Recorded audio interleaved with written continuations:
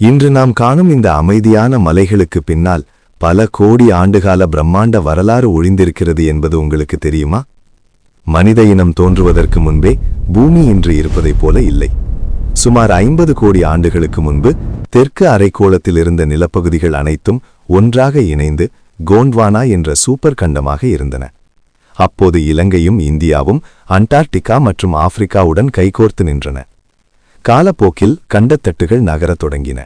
சுமார் 18 கோடி ஆண்டுகளுக்கு முன்பு இந்த மாபெரும் கண்டம் உடைய ஆரம்பித்தது. அப்போது பிரிந்து வந்த ஒரு துண்டுதான் நமது இலங்கை தீவு. இந்த நகர்வின் போது ஏற்பட்ட கடும் அழுத்தம் மற்றும் வெப்பத்தினால்தான் படத்தில் நீங்கள் காணும் அந்த பாறைகள் உருமாறிய பாறைகளாக மெட்டமார்பிக் ராக்ஸாக மாறின.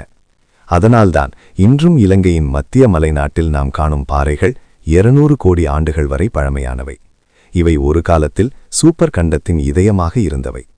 அடுத்த முறை நீங்கள் ஒரு மலையை பார்க்கும்போது அது வெறும் கல் அல்ல, அது பூமியின் வரலாற்றை சொல்லும் ஒரு கால இயந்திரம் என்பதை நினைவில் கொள்ளுங்கள்.